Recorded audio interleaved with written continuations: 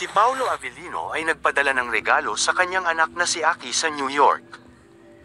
Nagpahayag ng pasasalamat si Aki sa isang video na ibinahagi sa Instagram story ng aktor, na kinuha na ni LJ Reyes Evangelista. "Thanks, Dad. Love you," ang sabi ni Aki.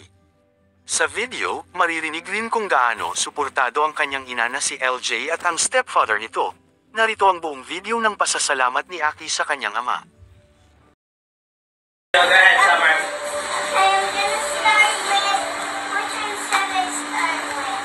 Maybe that, the one with the... PS5. Thank Okay, you. check who that came from. No way.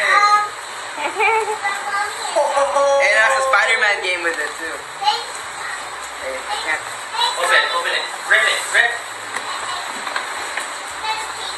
Thanks, Dad. Love you. Smile. Rip it, yeah. Don't forget to follow our FB page for more updates. Pag nagsama tayo, tayo na forever.